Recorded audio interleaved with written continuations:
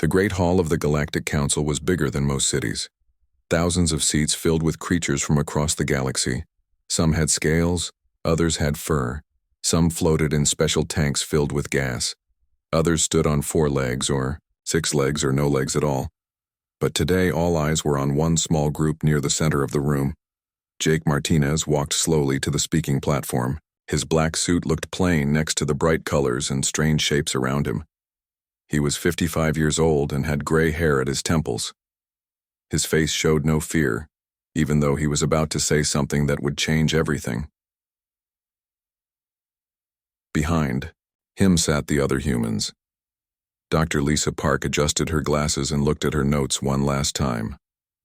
She had spent 15 years working with alien scientists. Captain Alex Rodriguez sat straight in his chair, his military uniform neat and clean. He commanded the human ships that protected Council space. Jake reached the platform and pressed a button.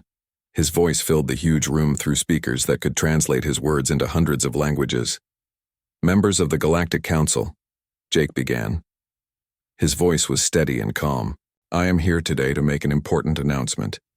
After 30 years as members of this council, humanity has made a decision." The room became very quiet. Even the creatures who usually made noise stopped moving. Effective immediately, all human colonies withdraw from the Galactic Council. All trade agreements are ended. All military partnerships are canceled. Humanity is leaving the Council. The silence broke like glass. Thousands of voices started talking at once. Some creatures stood up, others waved tentacles or claws in the air. Chairman Zexithara hit his gavel so hard it cracked. Chairman Zexithara was from the Vorthan Empire. His body looked like it was made of blue crystal, and light moved through him when he was angry. Right now he was very angry.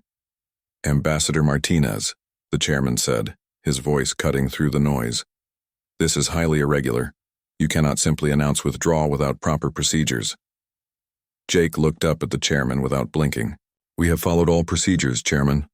The documents were filed 3 days ago. This is merely the formal announcement." In the human section, Dr. Lisa Park gathered her research files. Her hand shook a little, but not from fear. She was angry. For 10 years she had tried to share her discoveries with the Council's Science Committee. Her work on quantum engines could have made space travel much faster. Her biocomputer designs could have solved problems that had puzzled alien scientists for centuries. But every time she presented her work, the committee said the same thing. Too dangerous. Not proven. Humans are too young to understand such things. The committee was led by Dr. Vexhai from the ancient Keltorian race. The Keltorians had been traveling in space for 50,000 years. They thought humans were like children playing with toys they did not understand. Just last month, Dr. Park had shown them a new way to grow food that could feed billions. The Keltorians had looked at her work for exactly 10 minutes before saying it was primitive human guesswork. Captain Rodriguez remembered the day that made his decision final. It was 6 months ago during the Outer Rim conflict. The Council had ordered human ships to hold a position while alien vessels retreated to safety. They called it a strategic withdrawal. Rodriguez called it what it really was, sending humans to die while others ran away. 8,000 human soldiers died that day. When Rodriguez asked why human ships were always sent to the most dangerous places, Admiral Thexmore of the Nexari fleet had laughed. "Humans breed quickly," he had said. "Your losses are acceptable." That night, Rodriguez had sent a message to Earth. He recommended that humanity leave the Council before more young men and women died for people who saw them as expendable. Now, as Jake continued his speech, Rodriguez felt something he had not felt in years. He felt proud. "We do not leave in anger," Jake was saying. "We leave because we have different ideas about cooperation and respect. We believe partners should be equals. We believe good ideas should be heard, no matter who thinks of them." A Nexari representative stood up. He was tall and thin with skin like silver metal. "This is ridiculous," he said in a voice like music. "Humans have been part of this council for barely 30 years. We have been here for millennia. You cannot survive without our guidance. Jake turned to look at the Nixari. We survived for thousands of years before we met you. We will survive now. But you will lose access to our trade routes, called out a Tellurian merchant. Our technology, our protection. Dr. Park stood up from her seat. She was not supposed to speak, but she could not stay quiet any longer. Your protection? She said, her voice carrying clearly through the hall. When the Korthak raiders attacked, the mining colonies, who drove them off? Human ships. When the plague hit Nexari Prime, who found the cure? Human doctors. When your ancient computers started failing, who fixed them? Human engineers. That is enough, Chairman Zexathara said. You are out of order. No, Dr. Park continued. We have been out of order for 30 years. We followed your rules, we took your assignments, we died in your wars. And every time we tried to contribute something new, you told us we were too young, too stupid, too dangerous. She picked up a small device from her desk. It glowed with soft blue light. This is a quantum communicator, she said. It can send messages instantly across the galaxy. No delay, no interference. I tried to share this technology with the Council 2 years ago. The Science Committee said it was impossible and refused to even test it. She pressed a button on the device. Immediately, a voice came from it speaking in perfect English. Dr. Park, this is Luna Base. We are receiving your signal clearly. How is the Council meeting going? The hall became very quiet again. Instant communication across space was something the Council had been trying to achieve for centuries. Dr. Park turned off the device. We offered to share this freely with all Council members. We were told our primitive human science was not worth the committee's time. Jake nodded to Dr. Park and she sat down. He looked around the great hall at all the different creatures, staring at him. We are not leaving to hurt anyone, Jake said. We are leaving to grow. For 30 years we have been the youngest species in this council. We have been treated like children who should be seen and not heard. Our ideas were dismissed. Our people were used as soldiers while others made the plans. Our scientists were ignored while our discoveries were called impossible. He paused and looked directly at Chairman Zexathara. We choose to find our own path. We wish all of you peace and prosperity. But we will no longer accept being junior partners in our own destiny. Jake gathered his papers and turned to leave. The other humans stood and followed him.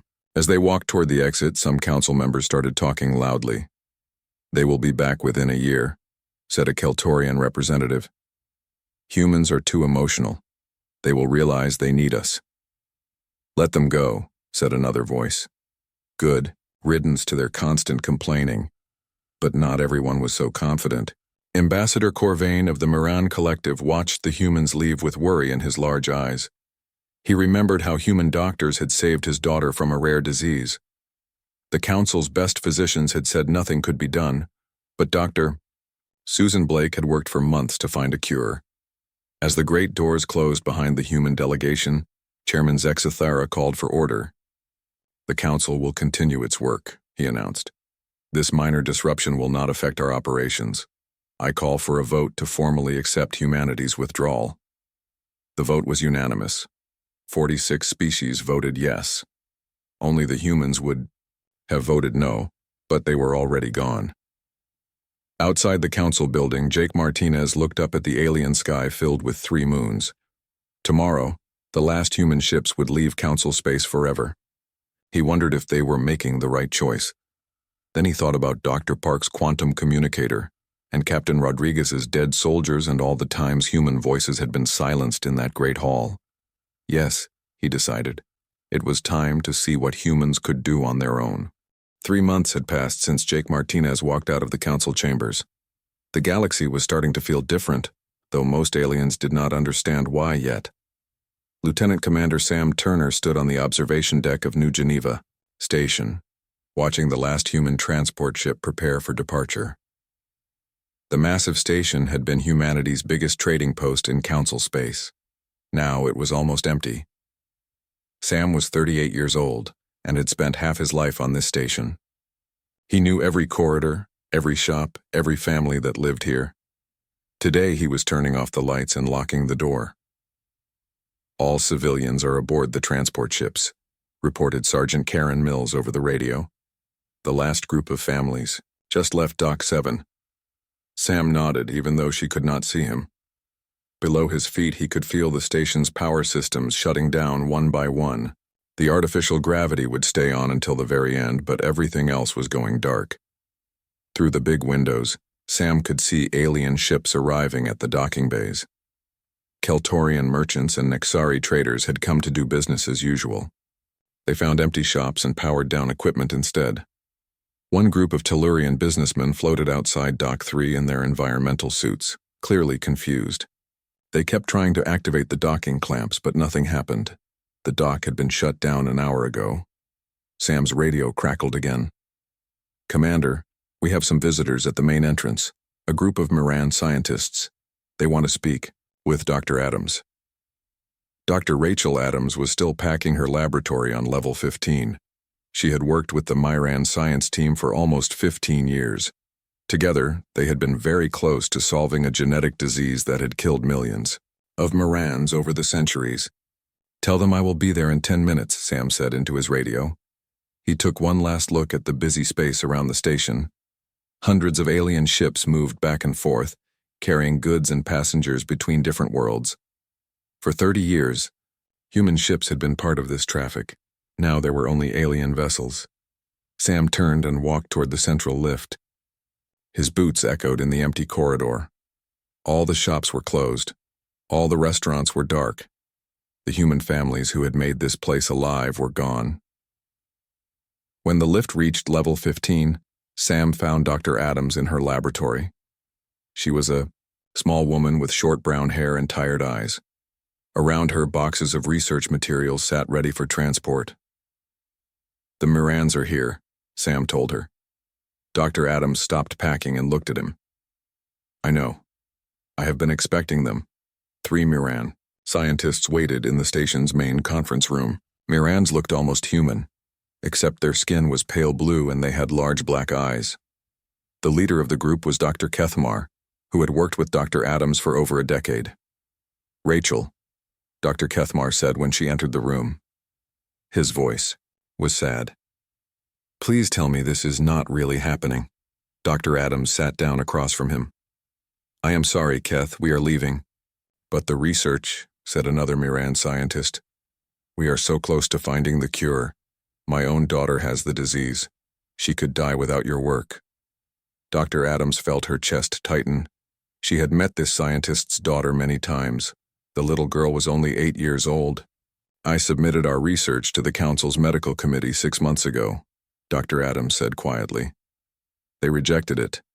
They said human medical knowledge was too basic to solve a problem that had existed for centuries." Dr. Kethamar hit the table with his hand. "The committee is full of old fools. They care more about their pride than saving lives." "I know," Dr. Adams said, "but I cannot work under a system that will not let me help people." She reached into her bag and pulled out a data pad. "This contains everything we have discovered so far. All of our research, all of our test results. Maybe your people can continue the work without me." Dr. Kethmar took the data pad with shaking hands. "It will not be the same. Your mind works differently than ours. You see solutions we cannot see." Dr. Adams stood up. "I have to go. My transport leaves in an hour." As she walked toward the door, Dr. Kethmar called after her. "Where will you go?" "Home," she said without turning around. "We are going home." 2 days later, the economic impact of humanity's departure hit the Arcturus Mining Consortium. The consortium was a joint business between humans and Tellurians. They mined rare metals from asteroids in the Arcturus system. Manager Vexstar, a Tellurian with thick gray skin and 4 arms, stared at the production reports on his desk. Mining output had dropped by 70% overnight. "How is this possible?" he asked his assistant. "The humans only made up 30% of our workforce." His assistant, a younger Tellurian named Bex High, looked nervous. "Sir, the humans did not just work the mines. They designed all of our extraction equipment. They created the computer programs that find the best mining sites. They trained our workers on the new techniques. Vexstar felt sick. The consortium had been the most successful mining operation in Council space. Their advanced extraction methods could pull 3 times more metal from an asteroid than old techniques. Where are the technical manuals? Vexstar asked. The instruction guides? Vexhai looked even more nervous. The humans took them all, sir. They said the technology belonged to their companies. Vexstar realized the truth. Without human expertise, the consortium would have to go back to old mining methods. They would lose money on every asteroid they touched. Across the galaxy, similar problems were starting to appear. On Nexari Prime, the central computer system that controlled the planet's weather began making mistakes. The system was ancient, built by the Nexari's ancestors thousands of years ago. For the past 5 years, human engineers had been maintaining it and making small improvements. Now, with the humans gone, nobody understood how the newer parts worked. The old Nexari engineers could maintain the ancient systems, but the human additions were a mystery. Weather patterns began to shift. Rain fell in the wrong places. Temperatures changed unexpectedly. The Nexari government sent urgent messages to the council asking for help. Chairman Zexathara read the reports in his private office. Problems were appearing everywhere humans had worked. Mining operations were failing. Computer systems were breaking down. Medical research projects were stopping. But the chairman was not worried yet. These were temporary problems, he told himself. The other species would adapt. They had managed fine before humans arrived, and they would manage fine now. General Patricia Hayes commanded the withdrawal of human military forces from 17 star systems. Her ships moved quickly and quietly, shutting down defense platforms and abandoning patrol routes that humans had protected for decades. Patricia was 51 years old and had served in council space for 22 years. She had fought in 6 different wars and earned the respect of alien officers who rarely respected anyone. Now she was pulling her people out of positions they had held with honor. It felt like retreat, but she knew it was something else. It was freedom. General, said Colonel Bob Chen over the communication system, we have finished evacuating Firebase Delta. All equipment has been destroyed or removed. Understood, Colonel. Proceed to Rendezvous Point 7. Firebase Delta had protected the shipping lanes between 3 major worlds. Now those lanes were undefended. Patricia knew that pirates and raiders would notice soon enough. But that was not her problem anymore. On the bridge of her flagship, Patricia looked at the star maps showing human positions throughout Council space. Red lights marked bases that were already abandoned. Yellow lights showed positions still being evacuated. In just 2 more days, all the lights would be red. Ma'am, said her communications officer, we are receiving a message from Admiral Thexmore of the Nexari fleet. Patricia remembered Admiral Thexmore well. He was the one who had called human losses acceptable during the Outer Rim conflict. Put him through, Patricia said. Admiral Thexmore's silver face appeared on the main screen. He looked concerned, which was unusual for a Nexari. General Hayes, he said, I understand you are withdrawing from the Kepler defense zone. This will leave a significant gap in our coverage. That is correct, Admiral. Perhaps we could discuss a transition period. Time for Council forces to take over your positions. Patricia smiled, but it was not a friendly smile. Admiral, you have had 3 months to prepare for our departure. The transition period is over. General, please be reasonable. The Korthak Empire has been testing our borders. Without human rapid response teams, they might become bold. Then I suggest you contact the Council Military Committee. They are the ones who always said human tactics were too aggressive anyway. Admiral, Thexmore's expression became angry. You cannot simply abandon your responsibilities. We are not abandoning anything, Admiral. We are ending a partnership that was never equal. Good luck with your new responsibilities. Patricia cut the communication and turned to her navigation officer. Set course for the jump point. It is time to go home. As the human fleet jumped away from Council space, Patricia felt something she had not felt in years. She felt hopeful. Behind them, the first pirate raids began within hours. 6 months after the last human ship left Council space, the first real disaster struck. Admiral Steve Collins sat in his command chair aboard the human battleship Freedom's Call, watching the battle reports come in from Council space.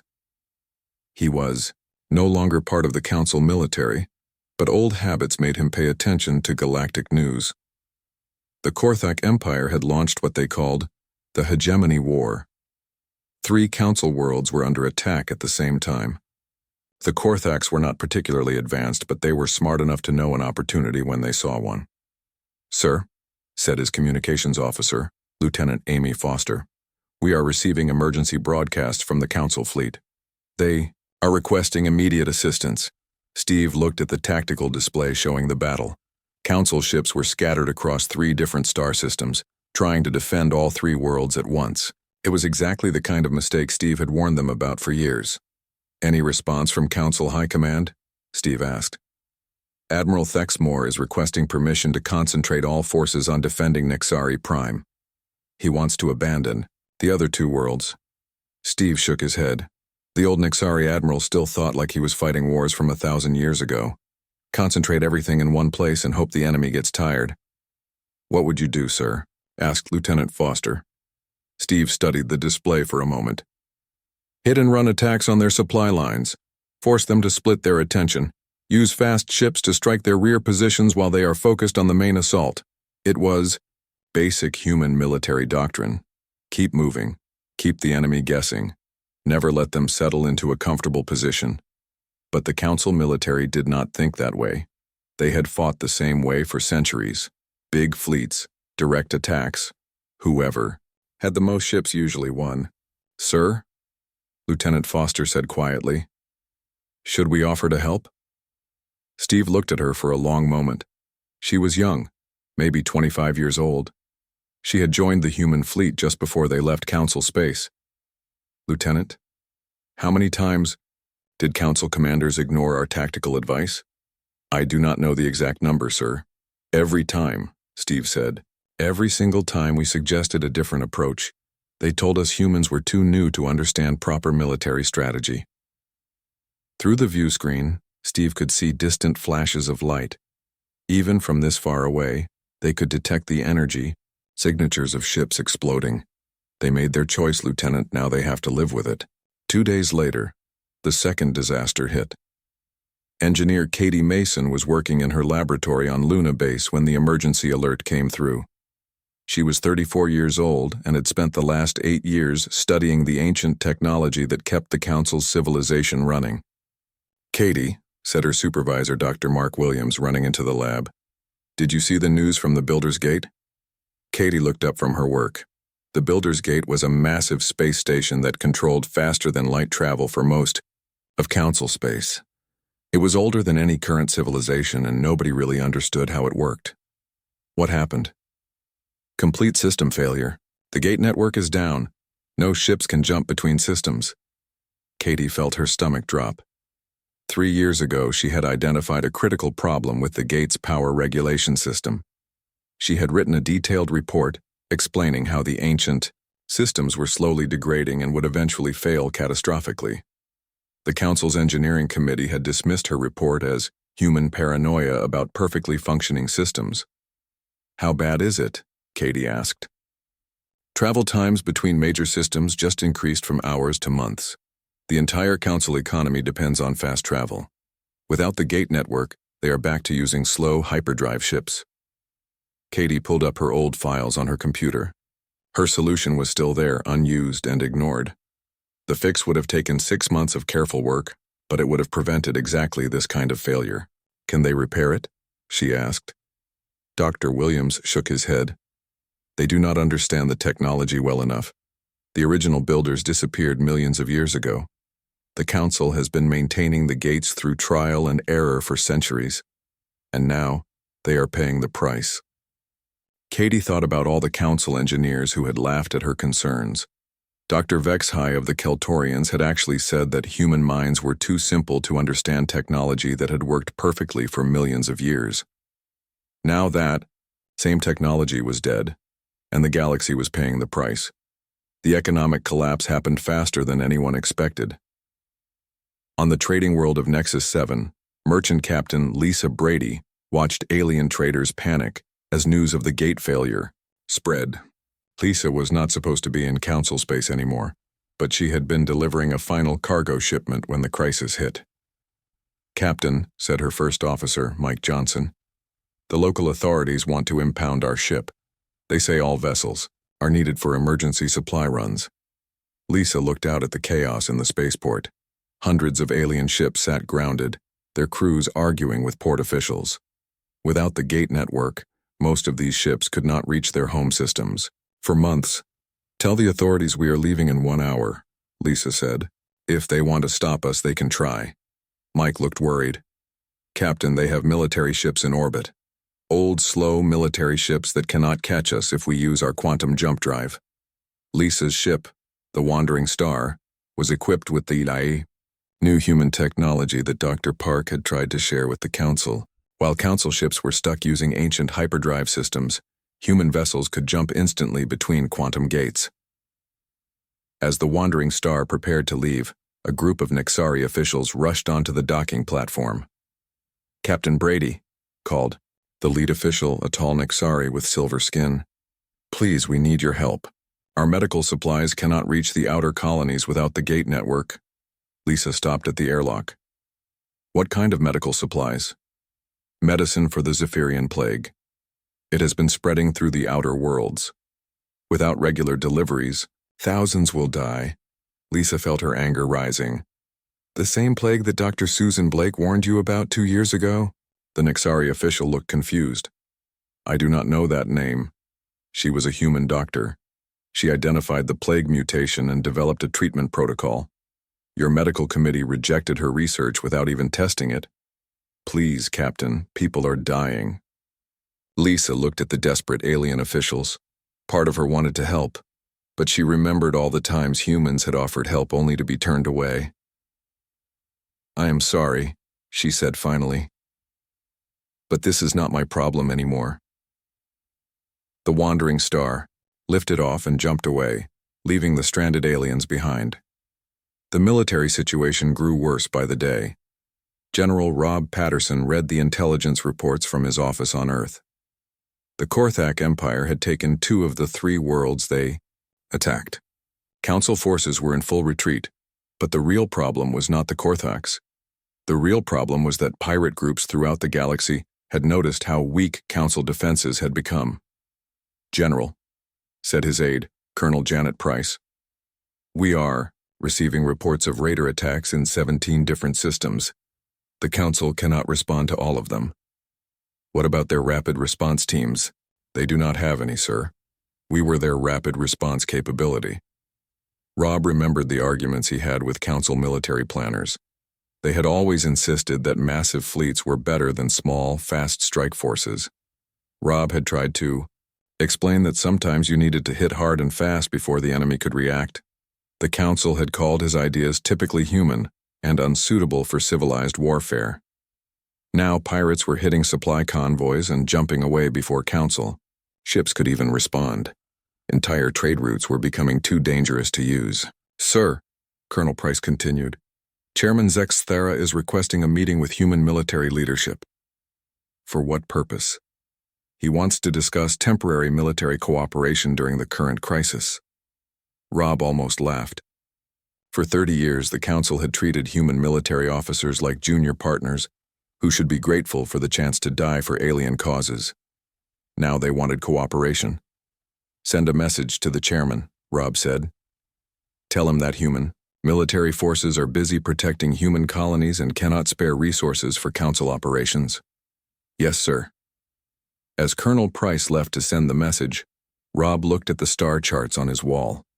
Red markers showed all the systems where pirates were now operating freely. Yellow markers showed Council worlds under attack by the Corachs.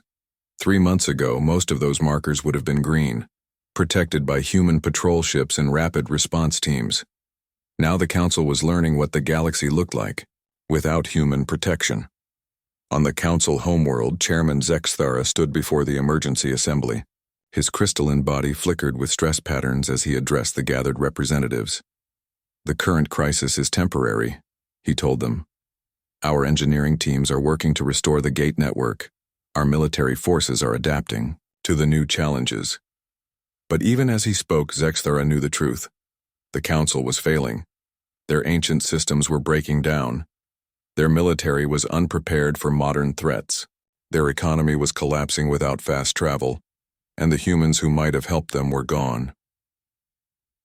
In the back of the assembly hall, Ambassador Corvain of the Moran Collective listened to the chairman's speech with growing despair. 1 year after humanity left the Council, the worst nightmare of every galactic civilization came true. The Void Wraiths had returned. Admiral Carlos Rivera sat in his study on Mars, reading the emergency broadcasts coming from Council space. He was 62 years old and had spent 40 years studying military history. He knew about the Void Wraiths from ancient records that most people had forgotten. The Wraiths were not like other enemies. They came from outside the galaxy, traveling in ships that seemed to be alive. Their technology was beyond anything the current civilizations could understand. They had attacked once before, 5,000 years ago, and had nearly destroyed all life in the galaxy. "Sir," said his assistant, Captain Jane Foster, "the Council is broadcasting on all emergency channels. They are asking any available ships to help defend against the Wraith incursion." Carlos looked at the tactical reports, flooding in from Council space. Wraith bioships were attacking 17 different systems at once. Their black vessels moved like living creatures, adapting their tactics faster than any computer program. "What is the Council fleet doing?" Carlos asked. "Admiral Thexmore has deployed them in the classical Vorthan battle formation. All ships, arranged in a protective sphere around Nexari Prime." Carlos felt sick. The Vorthan battle formation was thousands of years old. It worked well against conventional enemies who followed predictable attack patterns. Against the Void Wraiths, it would be a massacre. "Sir, should we send assistance?" Carlos had written detailed plans for fighting the Void Wraiths. His strategy was based on human military history and adaptive warfare principles. Small, fast ships that could change tactics quickly. Hit-and-run attacks. Never let the enemy predict. Your next move. 3 years ago, he had presented these plans to the Council War Committee. They had rejected his ideas as human barbarism and unsuitable for civilized warfare.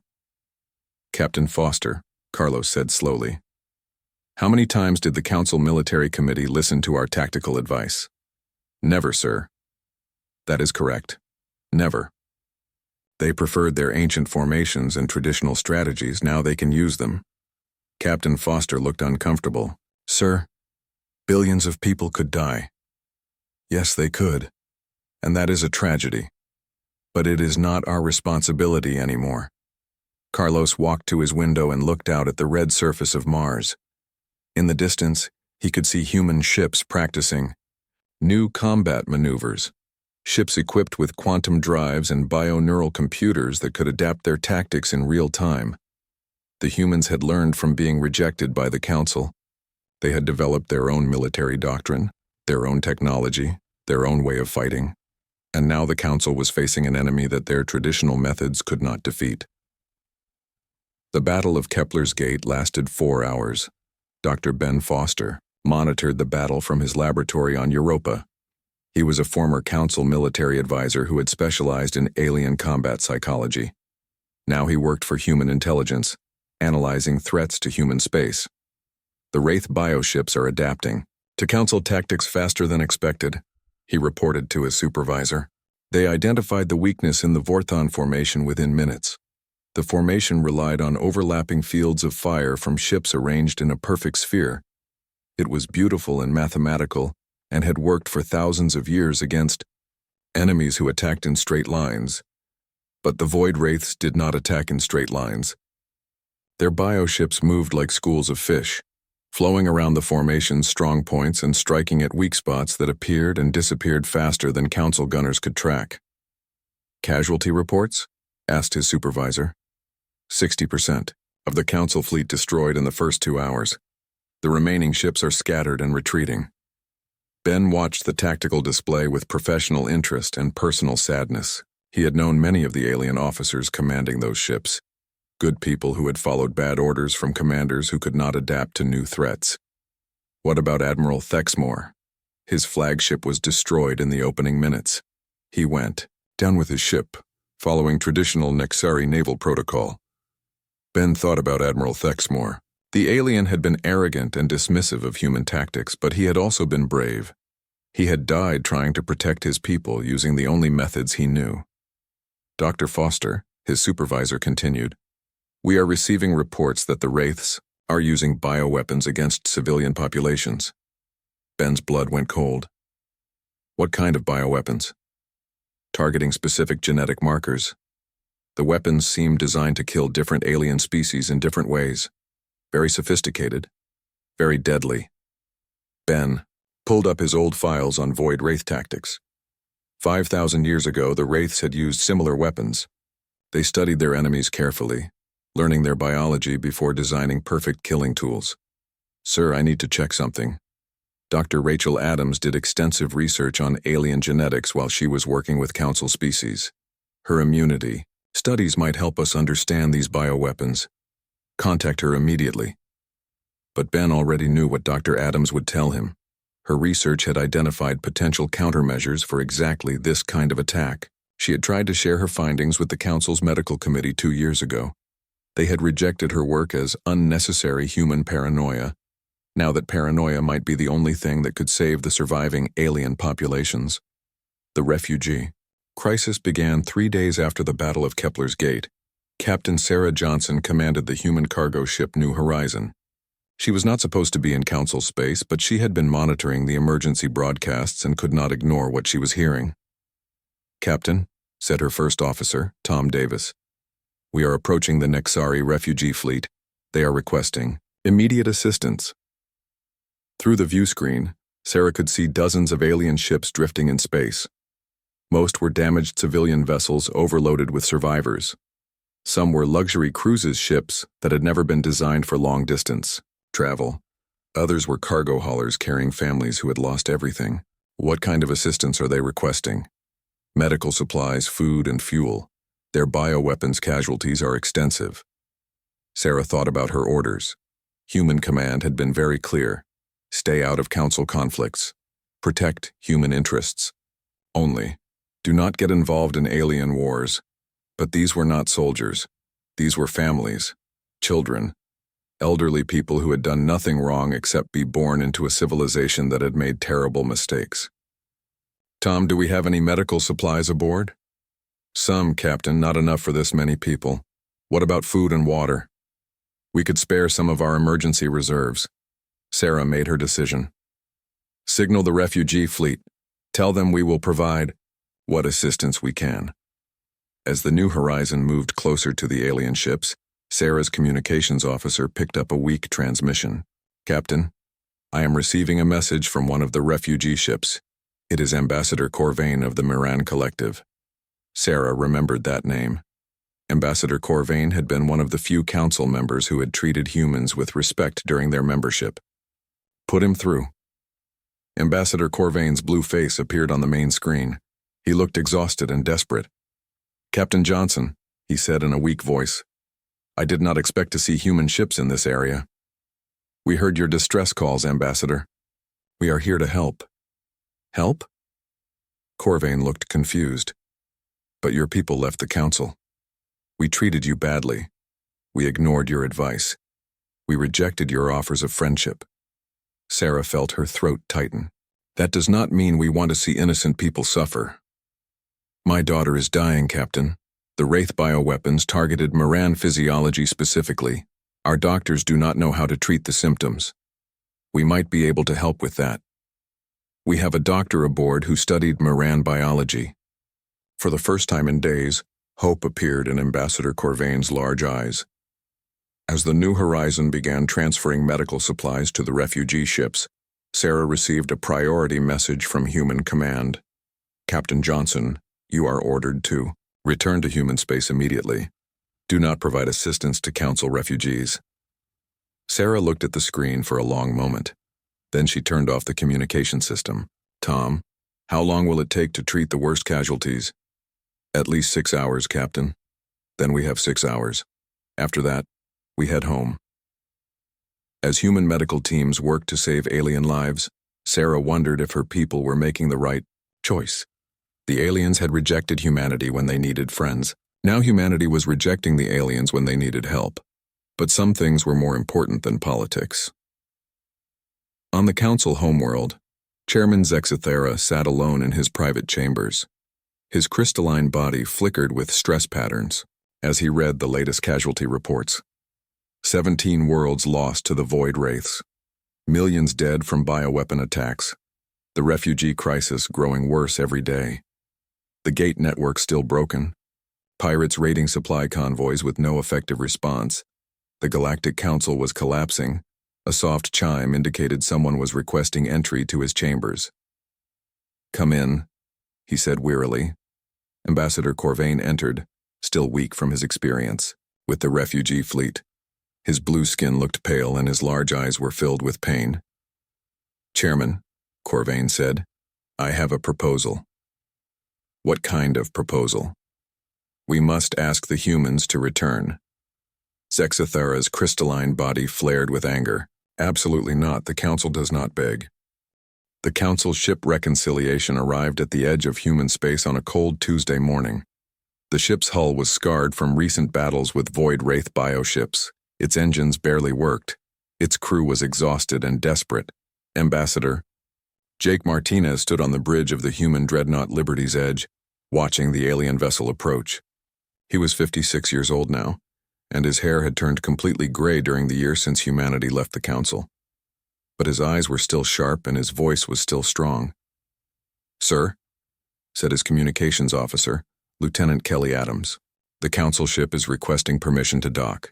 Jake nodded. "Grant permission, but full security protocols. We do not know what they really want."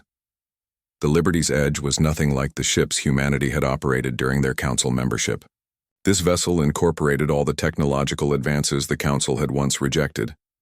Quantum jump drives for instant travel, bioneural computers that could think and adapt, weapon systems that learned from each battle.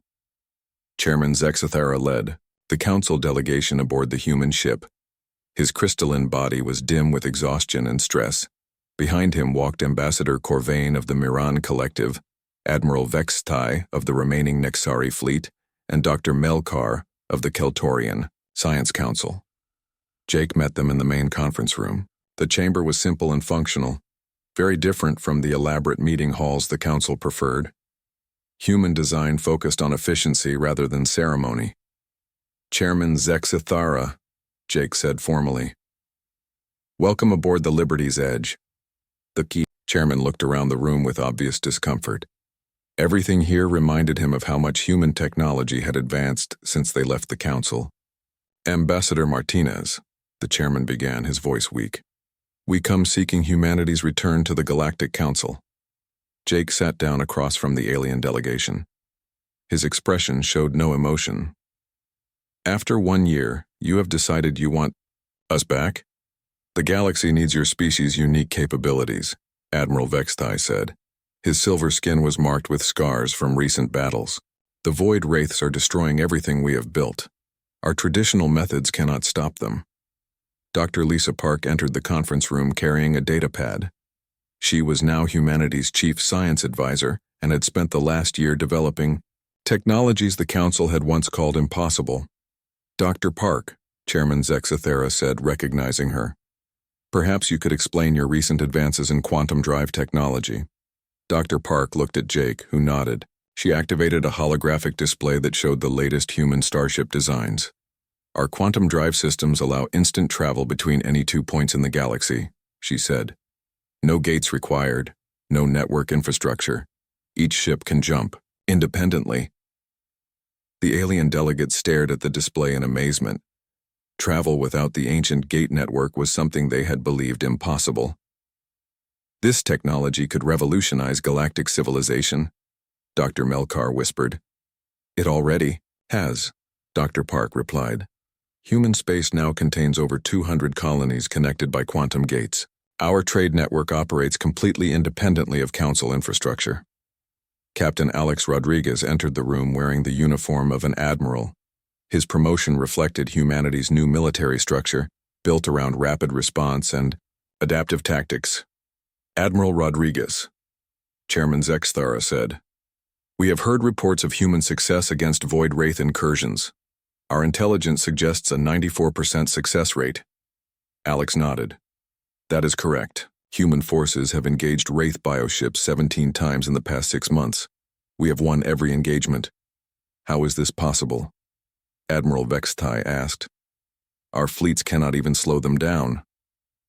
Alex activated another holographic display showing recent battle footage. Human ships moved in complex patterns, never staying in one place long enough for the wraiths to adapt. Their formations changed constantly, forcing the enemy to react rather than anticipate. We do not fight the way you fight, Alex explained.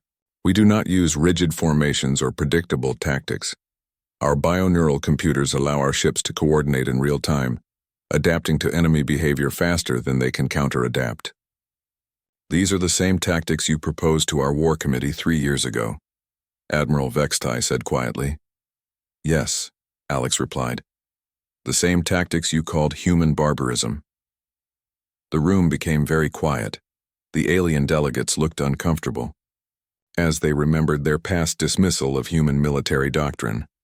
Dr. Park activated another display showing medical research facilities.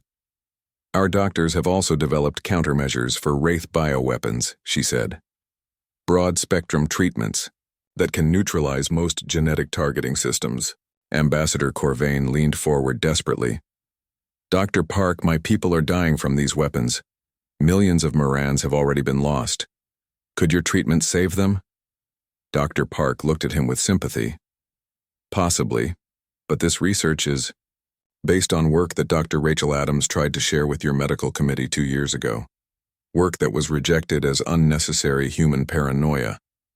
I remember, Corvain said, his voice breaking. My own daughter died from the genetic plague that Dr. Adams had warned us about. We were too proud to listen. Jake had been silent during the technical presentations. Now he spoke directly to Chairman Zexthara. What exactly are you asking for? Chairman? We want humanity to rejoin the Galactic Council, Zexthara said. Your technology, your tactics, your medical knowledge, we need all of it. And what are you offering in return? The chairman looked confused. Offering? You would rejoin the council. That is the offer. Jake smiled, but it was not a friendly expression. Chairman, you seem to misunderstand our position. We do not need the council anymore. We have our own colonies, our own trade networks, our own military. We have proven we can defend ourselves and thrive independently. But surely you understand the benefits of galactic cooperation. Dr. Melkar said. We tried cooperation for 30 years, Dr. Park replied. Every time we offered new technology, you called it primitive. Every time we suggested military reforms, you called them barbaric. Every time we identified potential threats, you called us paranoid. Admiral Rodriguez pulled up casualty reports from recent battles. When the Outer Rim conflict began, Council commanders used human ships as expendable cannon fodder. 8,000 of my people died because alien officers considered human losses acceptable. Chairman Zexthara's crystalline body flickered with shame. Perhaps mistakes were made in the past, but the present crisis requires us to work together. On whose terms, Jake asked. Council terms, naturally. You would be readmitted as full members with all the privileges and responsibilities that entails. Jake shook his head. No. If humanity returns to the Council, it will be as an equal partner, not a junior member grateful for your acceptance. What do you mean? Jake pulled out a datapad containing humanity's conditions. Full membership status with veto power over military deployments involving human forces. Equal representation on all scientific and medical committees. Complete autonomy over human colonies and trade agreements. And a formal apology from the Council, acknowledging past failures to treat humanity as an equal partner. The alien delegates looked shocked. No species had ever demanded such terms from the Council. These demands are outrageous, Admiral Vextai said. The Council has operated successfully for millennia. We cannot change our entire structure for one species. Then you cannot have our help, Jake replied simply. Ambassador Corvain spoke up desperately. Ambassador Martinez, Billions of people are dying. Surely some compromise is possible. Jake looked at the Moran diplomat with genuine sympathy. Ambassador, I respect you personally. You always treated humans fairly during our council membership. But the organization you represent spent 30 years teaching us that respect must be earned, not given. He gestured toward the holographic displays still showing human technological advances. We learned that lesson well. We earned our independence. We earned our advanced technology. We earned our military victories. The question now is whether the Council is prepared to earn our partnership through genuine equality, rather than condescending tolerance. Chairman Zexathara looked around the room at all the evidence of human progress. Ships that could travel instantly across the galaxy, weapons that could defeat the void wraiths, medical treatments that could save millions of lives. All of it had been developed by the species the Council had dismissed as too young and primitive to contribute meaningfully to galactic civilization. If we accept your terms, the chairman said slowly, how do we know humanity will honor its commitments? Jake stood up from his chair. The same way we knew the Council would honor its commitments to us, through trust built on mutual respect and equal treatment. He walked to the window overlooking the human fleet. Dozens of advanced warships patrolled the area, their hulls gleaming with technologies the Council had never seen. We spent 30 years proving our worth to an organization that refused to see it. We offered our best ideas and watched them be rejected. We sent our people to die in your wars while being told our sacrifices were acceptable losses. Jake turned back to face the alien delegation,